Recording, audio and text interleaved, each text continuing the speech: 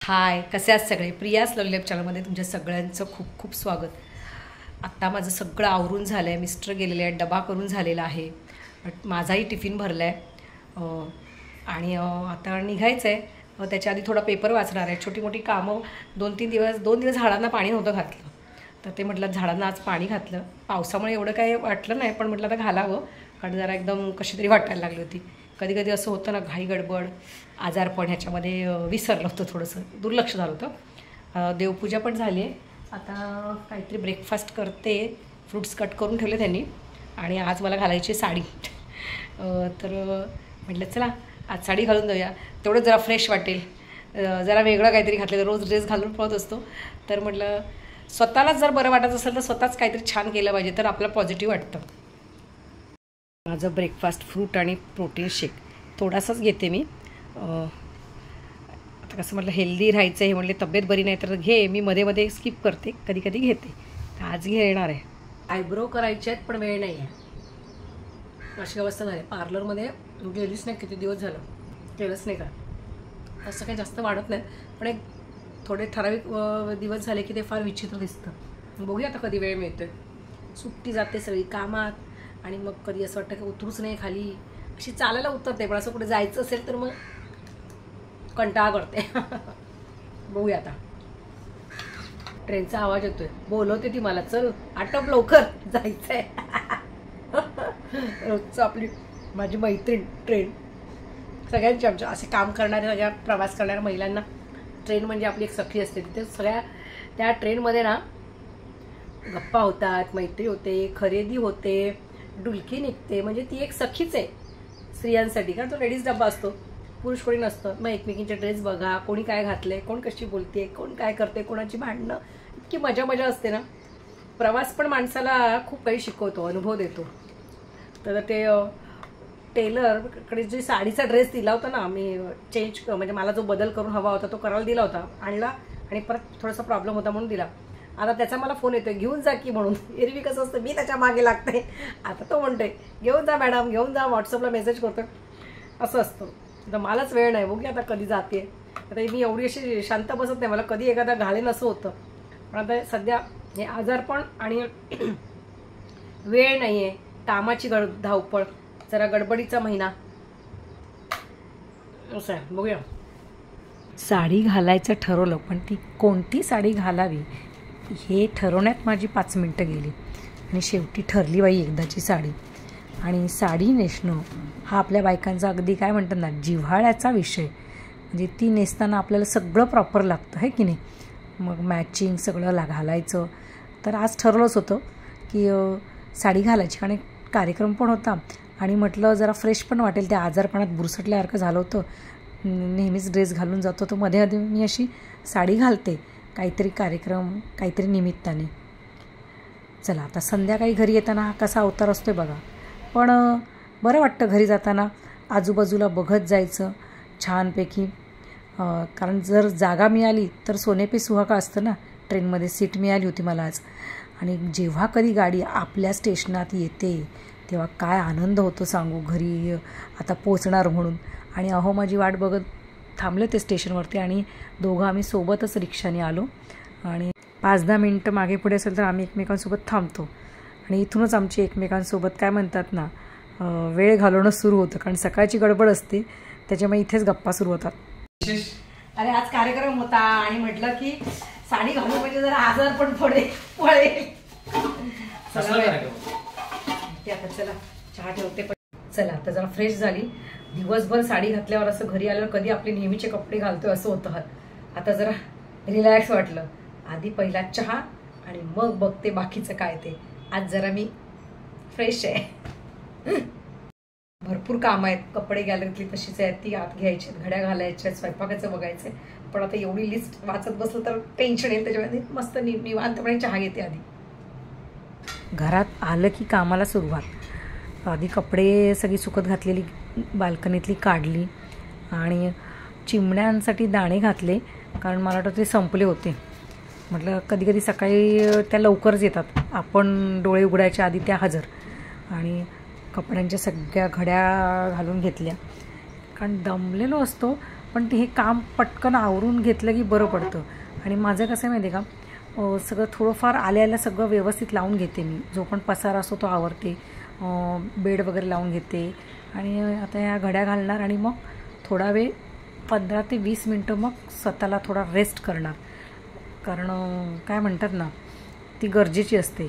पण त्याच्या आधी ही छोटी मोठी कामं करून घेते, म्हणजे मला टेन्शन येत नाही. मोजून 15 मिनटं अलार्म लावून थोडंसं रेस्ट केली, म्हणजे दिलं अंग ढकलून तिकडे. दिवसभराचा एवढा थकवा असतो ना, थोडंसं तरी आडवं व्हावं लागतं, मग ती एनर्जी येते. आता बघू काय स्वयंपाक करायचा, काय आहे फ्रीजमध्ये वगैरे. कधी कधी असतं उरतं, मग काय करता येईल ते बघायचं. तर आता निघूया तिकडं. बोलवते किचन. काय चाललंय, काय करताय? जो तो आपल्या उद्योगात, हे त्यांची तयारी. तर मी काय स्वयंपाक करू, भाजी काय करू, मोठा प्रश्न. चहा झालाय घेऊन. हे बघा किचन मध्ये आले की परत चहा. वॉकला जायला पाहिजे बाबा. झालं आता, तब्येत झाली बरी. चहा ठेवायचा ना परत. डाळ आहे, चपात्या पण आहेत. आता भात लावणार आणि बेसनच्या पोळ्या. सगळ्यात सोपं जेवायला, झटपट. 15 मिनिटाच्या आरामाने फ्रेश झालेले मी आता येऊन किचनमध्ये कामाला लागले. काय जास्त काम नव्हतं आज. भात लावला कुकरला. चपात्या पण मी सकाळीच केलं होतं जास्तीचं, कारण आता मला आल्यावर होत नाही. कधी कधी भाकरी करते आल्यावर 2, पण आज म्हटलं चपात्या करून टाकल्या. आणि म्हटलं उशीर झाला तर कार्यक्रम होता म्हणून म्हटलं थोडंसं करूनच गेले होते. आणि आता घेतलं बेसनचं पीठ, वाटीत घेतलं, त्याच्यामध्ये हिंग टाकलं आणि आमचा काय म्हणतात ना खाटी मसाला टाकला त्याच्यामध्ये. साधे सिंपल असते, काय जास्त विशेष काय नाही. मीठ आणि बाकीचे आपले नेहमीचे मसाले, धणा जिरा पावडर, गरम मसाला, हळद, हे सगळं टाकून ते पीठ करून घेतलं. आणि भरपूर अशी कोथिंबीर टाकली. आणि मग झटपट भाजी, कारण घरात भाजीच नव्हती, काय संपली होती. काय म्हणतात ना, बरं नसल्यामुळे खाली उतरलेच नव्हते 2-3 दिवस. कसं चालायला गेलं की मग येता येता काही ना काहीतरी घेऊन येतो, तर काहीच नव्हतं घरामध्ये. म्हटलं तर चला सगळ्यात सोपा आणि आवडीचा पर्याय. चहा घेतला, मग पीठ करून ठेवलं आणि म्हटलं कुकर होईपर्यंत चहा घ्यावा. दुसरा राऊंड बरं का हा चहाचा आमचा, कारण आधी झाला होताच आल्या आल्या. आता एक पुन्हा.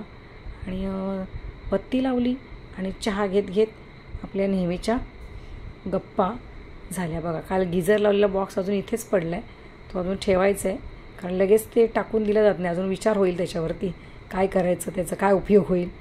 तर अशा प्रकारे दिवसभराच्या सगळ्या गप्पा, काही सांगायचं असतं, काय बोलायचं असतं, त्याच्यासाठी एक 15 मिनटं दिली द्यावीच लागतात संसारामध्ये.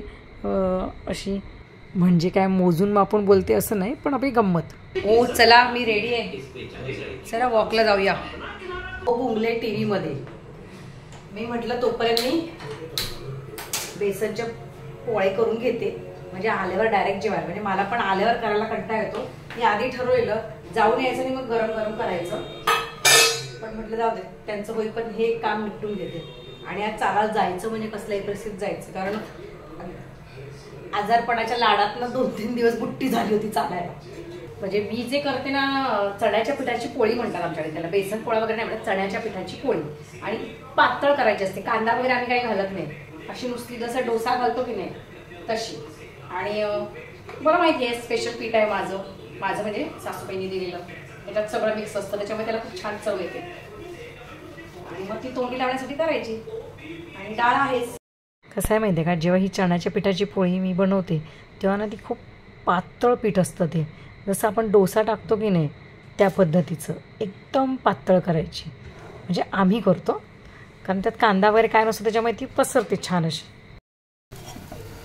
आणि हे आहे थोडंसं हिरवं वरण, म्हणजे ह्याच्यामध्ये हिरवी मिरची वाटून घातलेलं वरण आहे हे. बस झालं आम्हाला एवढं.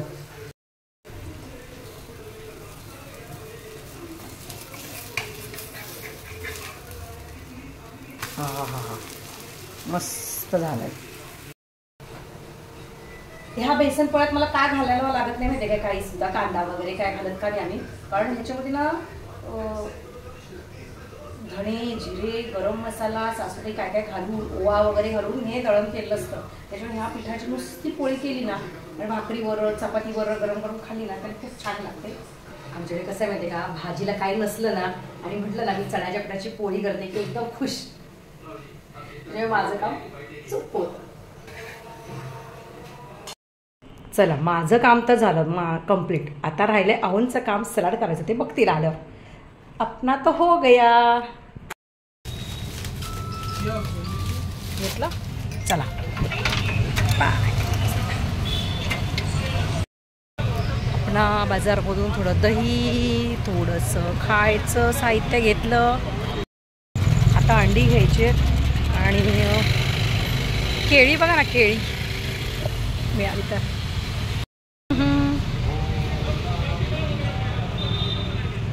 केला बोल रहे नहीं ना, इसमें है कितना है,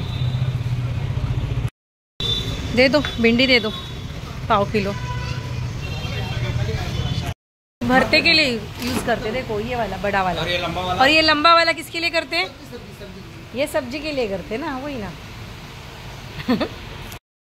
नारियल नारियल, हाँ अरे नारियल अभी सर होते नहीं.